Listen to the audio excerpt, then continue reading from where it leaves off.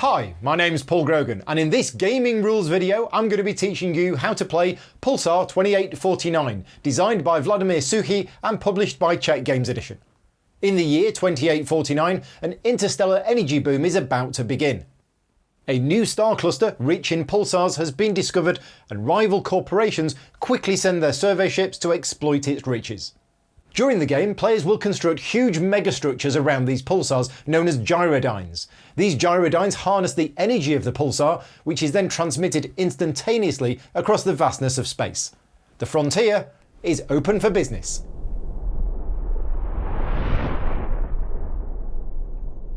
Place the star cluster board on the table. The board is two-sided, but for your first game, I recommend playing with the side marked with this icon. Shuffle all the planetary system tiles face down and randomly assign 16 of them to the systems on the board. Place the remaining tile into the box without looking at it. Place the dice board anywhere on the edge of the star cluster board. Use the side according to the number of players in the game. I'm setting up a 3-player game, so I use this side. Take a number of silver dice as shown on the dice board and place them in the black hole at the centre of the main board, along with the red die. Place the yellow median marker near the dice board for now. Place the gyrodyne board anywhere on the edge of the star cluster board. The gyrodyne tiles are separated by type and stacked with the bright side up on the appropriate spaces. The only reason for the two stacks is that there's quite a lot of them, and one stack would be too high. The construction award tiles are placed on the appropriate spaces, with the 4-point tile first and then the 7-point tiles on top. Place the die modifiers board anywhere on the edge of the star cluster board and stack the die modifier tokens on the appropriate spaces. Again, make 2 stacks as one big stack would be too tall. Take the transmitter tiles and group them according to their letters A, B and C. Shuffle each group and then make a big stack with the C's on the bottom, then the B's and then the A's. Make sure that the side showing the die icon is face up. Take the top 3 transmitters and place them near the star cluster board. These are the ones currently available in round 1.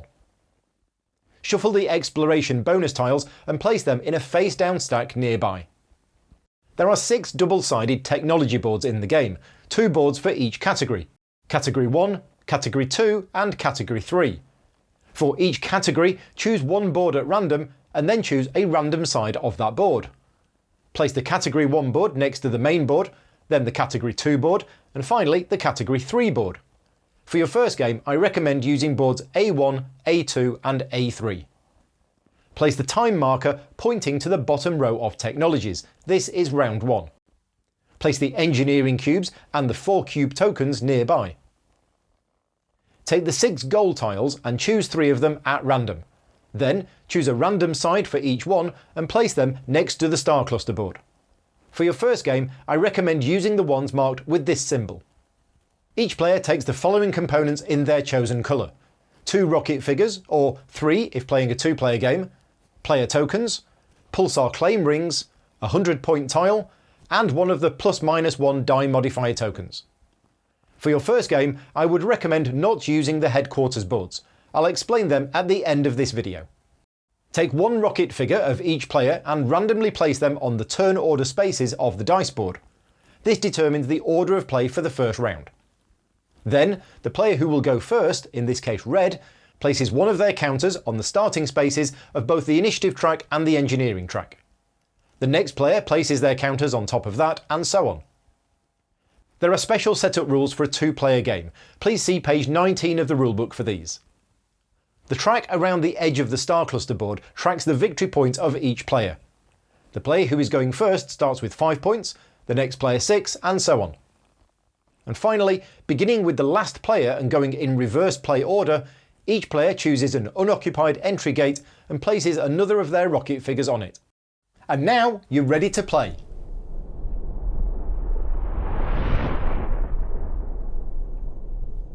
The game is divided into 8 rounds, and each round is divided into 3 phases.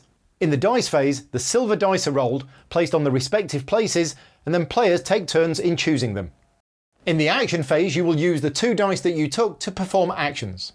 And in the production phase, you will score some points and set up for the next round. At the end of the game, there are a number of opportunities to score additional points. Points represent a corporation's success at the energy distribution industry, and the player with the most of these at the end of the game is declared the winner.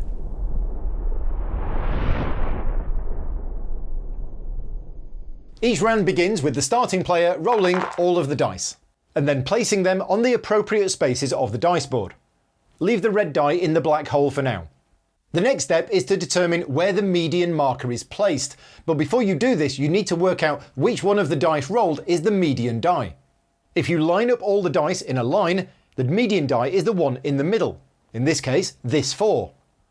Place the median marker on the space with the median die, but then it may move a bit to the left or a bit to the right. To determine this, cover up all the dice showing the same value as the median die. And then, if there are more dice on the left side, move the marker one shift to the left, and if there are more dice on the right side, shift it slightly to the right. If there are the same number of dice on left and right, leave it where it is. So in our example, there are 3 dice to the left and 1 to the right, so the marker ends up here. Players then take turns to take a dice in the order of play as shown by the rocket figures. Once each player has taken 1 die, they take turns to take a second die, but this time in reverse player order. When you take a die, you must move one of your counters on either the initiative track or the engineering track, left or right, depending on the relative position of the die you took to the median marker. For example, if you were to take a 4, you must move either of your counters 1 space to the right, because the space with the 4 in it is 1 space away from the median marker. If you took the 2, you would move 2 spaces to the left. And if you took the 6, you would move one of your counters 3 spaces to the right. Moving your counter to the left is a good thing, and moving it to the right is a bad thing. I'll explain this more later on. However, for now, what you need to know is that high value dice are always better than low value dice. However, when you take a high value dice, you must move one of your counters to the right, which is bad. So it's a decision that you need to make. Do you take the high value dice and lose position on one of the tracks, or take a low value dice and gain position on the tracks? For each die you take, you must move one and only one of your counters. You cannot split the movement between the 2 tracks. And if you move onto a space with other counters, place your counter on top. You are now considered to be ahead of the other counters. For example, red first takes a 2 and chooses to move their counter on the initiative track forward 2 spaces. Then, yellow takes a 4 and moves their counter on the engineering track backwards 1 space. Then, green takes a 2 and moves their initiative counter forward 2 spaces on top of red. Green goes again and takes a 6, moving their engineering counter back 3 spaces, clearly not much of an engineer. Yellow then takes a 3, moving their engineering counter forward 1 space into the leading position on this track. And then finally, red takes a 4, moving their counter 1 space back on the initiative track. There are some special cases, like not being able to move off the end of a track. These are covered on page 8 of the rulebook.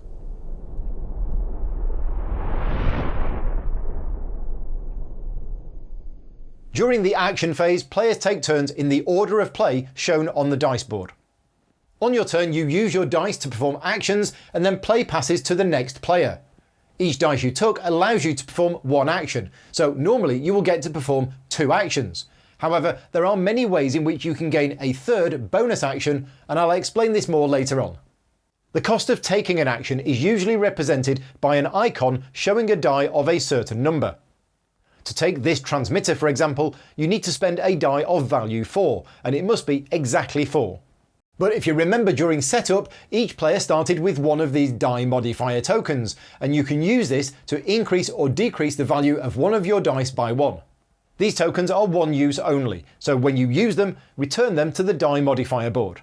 And since we're talking about these tokens, let me explain the first action I'm going to cover, which is spending an action to buy one of these modifier tokens. You can spend a die of value 1 or 2 to buy one of these tokens.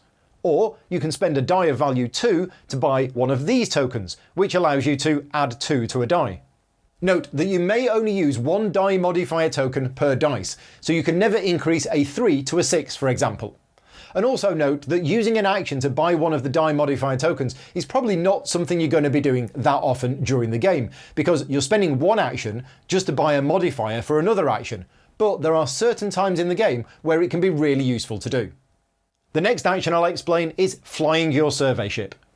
You can perform this action using a die of any value, and you move your ship from one location to another a number of segments equal to the value on the die, no more and no less. But you can use one of the die modifier tokens to even move a distance of 7 or even 8. When you move your ship, if you move through a planetary system, that's good. And if you land on a planetary system, that's even better. And you also want to try to land on the pulsars. Just passing through them is not good enough. Now, when you're moving your ship, you cannot use the same flight segment more than once on a particular flight. So, if you spend a die of value 4 and you really wanted to end up on this planetary system because they have a supply of space bananas, you could go 1, 2, 3, 4. Although you were at this location twice, you did not use the same flight segment, so that's okay. But let's take a look at this example.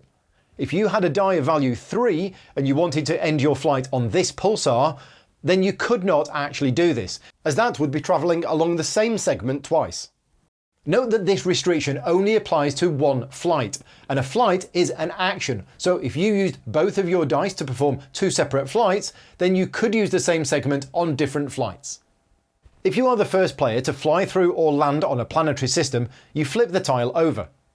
The first thing to do is look for any planets with numbers on them that are higher than the number of players. So here, if this is a 3-player game, there is one planet here which should not be available. So we take a counter of the non-player colour and place it on the planet. If you pass through a system, you get to establish a station there and can place one of your counters onto one of the lifeless planets. If there are no lifeless planets left, you can place a counter on a blue planet instead. If you land on a planetary system, however, you get to establish a station on a blue planet and you get the exploration bonus as shown on the tile.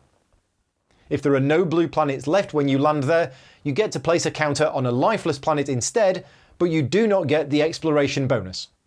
So, to clarify, you only get the exploration bonus if you land on the system and there is a blue planet for you to build a station there. Whenever you are about to get an exploration bonus, you can choose instead to take one of the exploration bonus tiles. These contain various benefits, most of which happen immediately, such as this one, which simply gives you 5 points.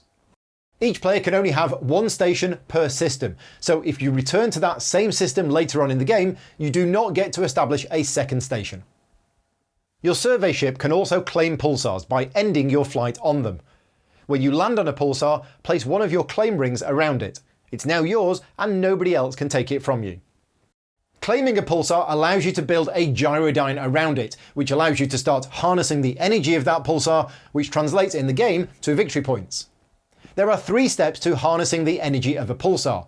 First of all, claiming the pulsar, which I've just explained when flying your survey ship, constructing a gyrodyne, and then activating that gyrodyne by starting it spinning. To start constructing a gyrodyne, you need to use one of your actions to take one of the tiles from the gyrodyne board. Gyrodynes come in 3 sizes. To take a small one, you need to use a 1, to take a medium one, you need a 2, and to take a large one, you need a 4. And note that you can actually start constructing a gyrodyne even before you've claimed a pulsar on the board. You just take the tile and place it in front of you. Once you have both a gyrodyne tile and a claimed pulsar, you can construct the gyrodyne by placing it inside your claim ring. Your survey ship does not need to be there for you to do this. Once you have constructed a gyrodyne on the board, then in order to activate it, you need to spend another action and a die of the value shown on the gyrodyne tile, in this case a 5. You flip the gyrodyne over to the other side, it's now spinning and will generate the points shown on it at the end of each round. Small gyrodynes generate 1 point per round, medium ones 2, and large ones 3. Because gyrodynes are the engines of the energy distribution industry, there is a special construction award bonus to the player who first builds 2 gyrodynes of the same size. This is represented by these construction award tiles that I mentioned during setup. So, for example, the first player to have 2 medium-sized gyrodynes on the board takes this tile and scores an immediate 7 points. Similar bonuses are available for the other 2-sized gyrodynes as well. The second player to build 2 medium-sized gyrodynes would get 4 points. You can actually get both construction awards for a size of gyrodyne yourself. If you are the first player to construct 4 gyrodynes of that size before any other player has 2 of them, then you get the 7-point bonus and the 4-point bonus as well. Huzzah! The next action I'm going to explain is taking a transmitter. Each round there are 3 transmitters available to be built. To take one, you simply spend a die matching any of the dice printed on the tile. You then take the transmitter and place one of your counters covering that die icon. If there was only one icon, the transmitter is immediately completed and is now online. Any bonus printed in a light blue box with a tick is an immediate reward that you get when the transmitter goes online, in this case 3 points. And then you flip the tile over. The ability printed in the green box with this icon means that this is something that happens during the production phase at the end of each round. Some transmitters are really good and require 2 or even 3 actions to build. When you spend the first die, take the transmitter and then cover that icon with one of your counters. Note that the green abilities here do not have a border around them. This is showing you what's on the other side of the tile, and you don't get those abilities until the transmitter is completed. You can complete it with additional actions later in the game, even on the same turn. When you take a second transmitter, you must immediately decide whether or not you want to link it to an existing one. You can only link it if there's a connection on both tiles, so you could not link it here for example. But you could link it here, even having the new transmitter upside down. If you decide not to attach it, then you cannot change your mind later on. The benefit of linking transmitters is that when both transmitters are online, you will see that the resulting image is a red die of a certain value. In this case, I have made a red die of value 3. This means that I take the red die, set it to 3, and I can take a bonus action this turn of value 3. I'll explain bonus actions more later on. Note that it is possible to link 2 transmitters showing no pips. This still gets you a bonus die, but you will need to modify it by using one of your die modifier tokens in order to make use of it. The final action I'm going to explain is patenting technologies. As mentioned in setup, there are 3 technology boards arranged like this. In round 1 of the game, only these 3 technologies are available, but as the game goes on, more and more techs unlock. So in round 3, for example, the bottom 3 rows of techs can be patented. To patent a tech, you simply spend a die of the value shown and place one of your counters onto one of the spaces. The reason there are 2 spaces is that 2 different players can patent that technology. Some technologies look like this. This means that only one player can patent it in that round, but then at the end of the round, their counter is moved here and somebody else can patent it in a later round. Each technology is fully described in the technology manual, but I'm just going to quickly tell you what the different colours of technology means. Light blue with a tick means immediate. You get that particular bonus now as a one-off effect. Dark blue with the infinity symbol means that you have that ability permanently for the rest of the game. Green with this symbol means that this happens in the production phase at the end of each round. And purple means this technology applies at the end of the game. So that's all of the actions covered. Let's get on to the very important bonus actions.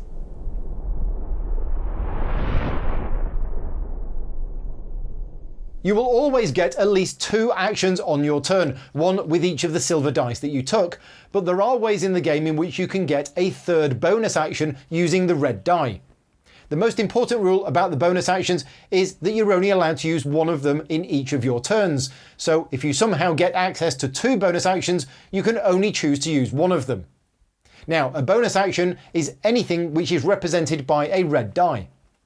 So earlier, when I linked these 2 transmitters, that gave me a bonus action of value 3, which I would have to use on that turn or lose it. This technology here gives me a bonus action. I spend a die of value 3 to place a counter here, and it splits my 3 into 2 2s, one of which is my bonus action for the round. You can also get bonus actions from exploration bonuses. For example, if I land here and establish a station, I get a bonus action of value 1. Now remember, you're only allowed to have 1 bonus action per turn, so if you used your bonus action to move to this planetary system, which then gave you another bonus action, you could not take that second bonus action. But remember what I said earlier about exploration bonuses? You can always choose not to take what's printed on the tile and instead take a random exploration tile instead. And finally, there is another way in which you can buy a bonus action. If you have 4 engineering cubes, and I'll come on to how you get these soon, you can spend them to copy the silver die that was remaining on the dice board and take the red die of the same value. You don't remove the silver die though, because this option is available to all players.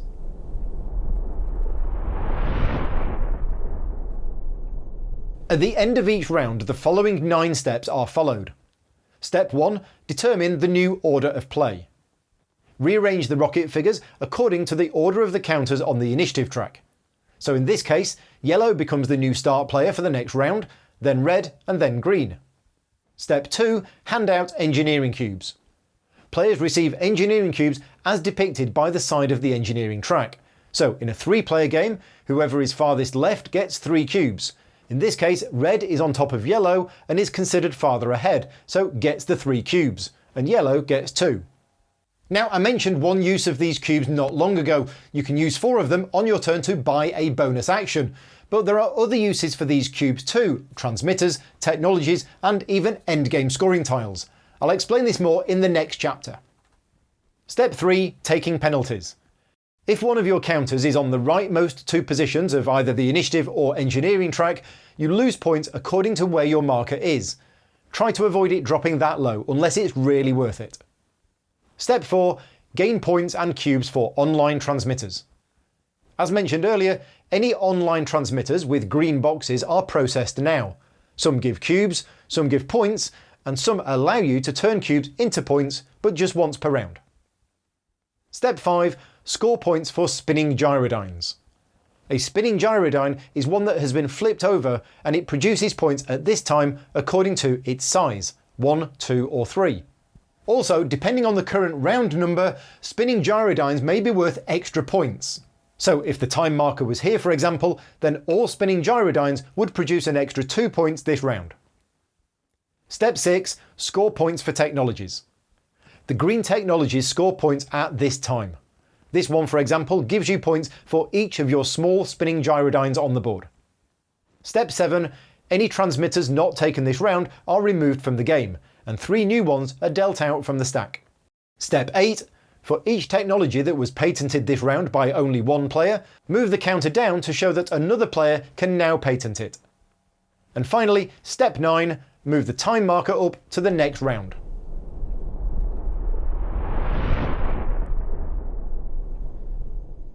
The game ends after the 8th round. After performing the production phase, proceed to the end of game scoring, which is summarised on the back of the player aid. Any purple technologies you have are now scored, and then look at the goal tiles. Each tile depicts the goal at the top and then how many points you get if you achieved that condition. Just below that is the first bonus, which you can buy with engineering cubes if you meet the requirements of the goal. And then below that is the second bonus, which you can only buy if you bought the first bonus. For example, this goal is all about technologies. If you patented 5 technologies in the game, you get 6 points. Then you can spend 4 engineering cubes to buy another 6 points. And if you do that, you can spend 1 more cube for a further 6 points. Awesome. You score 1 point for each claim you have on the board, and you score 1 point for each gyrodyne still under construction, whether on the board or not. You get 1 point for each pair of engineering cubes you have left, and then points are awarded based on the final positions of the rockets on the turn order track. And finally, you score points based on how many stations you have established in the star cluster, i.e. how many tokens you have on the board. Once the points are all added up, the player with the highest total wins the game, and ties are broken in favour of final turn order.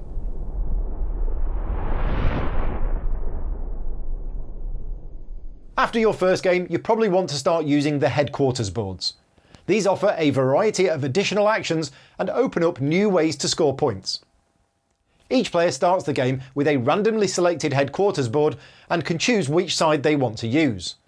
One side is slightly better if you plan on constructing lots of gyrodynes, and the other side is slightly better if you like flying your survey ship.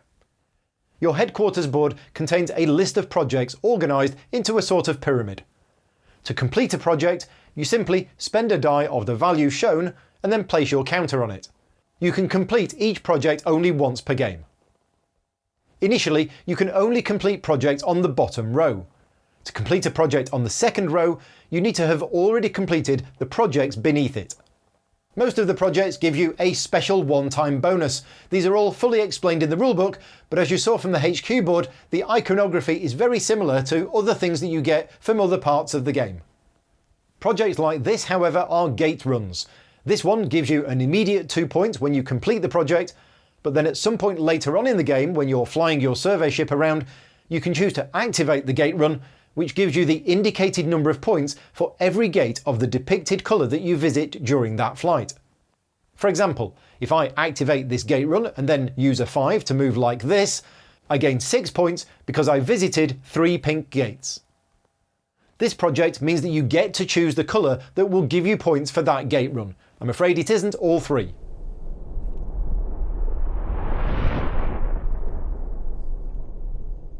The rules for the 2 and 3 player game are shown in the back of the rulebook, along with a list of all of the goal tiles and what they do.